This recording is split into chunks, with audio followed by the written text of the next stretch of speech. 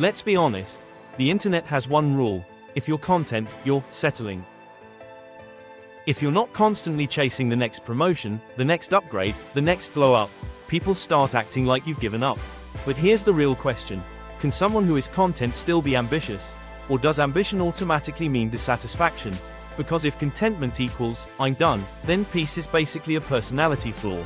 And that sounds suspicious. Most people mix up two completely different things. Contentment is, I'm okay right now. Complacency is, I'm not growing anymore. And ambition? Ambition isn't supposed to be anxiety with a better outfit. But we've turned ambition into this loud, restless energy that says, more. Faster, bigger, prove it. So if you feel peaceful, you start questioning yourself. Am I losing my edge? Am I falling behind? Am I becoming average? And that fear is exactly why this topic matters. Yes, you can be content and ambitious. In fact, contentment might be the healthiest fuel for ambition.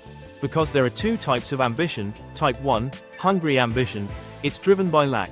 I'm not enough yet. I need to prove I matter. I'll relax after the next win. And type 2, grounded ambition. It's driven by meaning. I'm grateful for what I have, and I want to build what I'm capable of.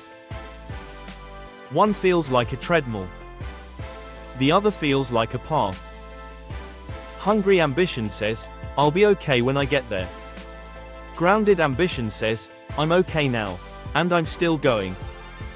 People assume ambition requires dissatisfaction because, for most people, it does. A lot of hustle culture is basically unresolved insecurity with a calendar. When your identity depends on achievement, contentment feels dangerous. Because if you stop striving, you might have to face the question. Who am I without performance?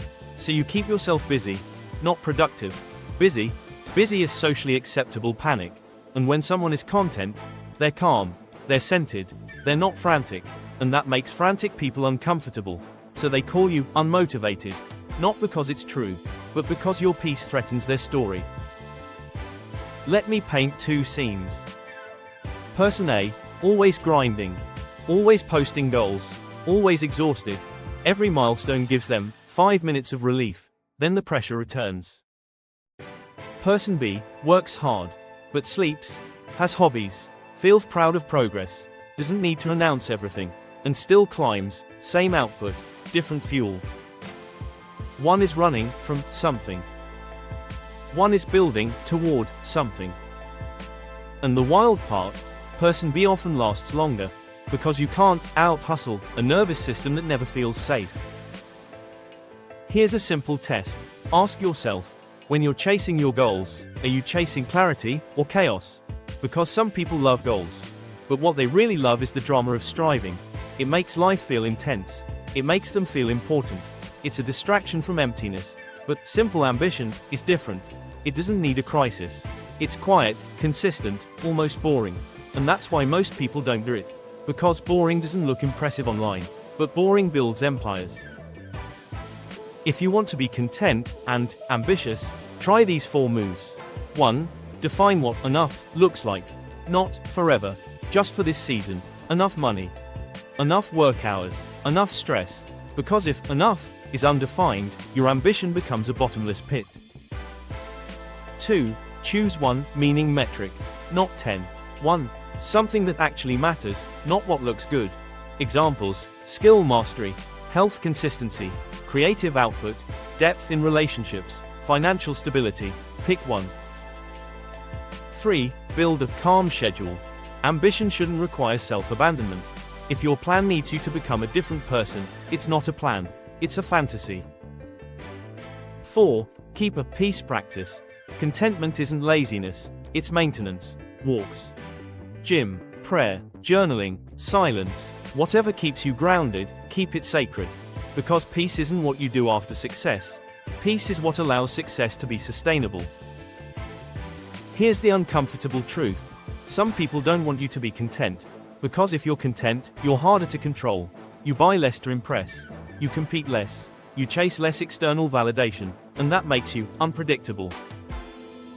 A content person can still be ambitious, but their ambition is self-chosen, not algorithm-chosen, not society-chosen, not family pressure-chosen, and that kind of ambition is rare. A lot of people fear contentment because they think, if I become satisfied, I'll lose my drive.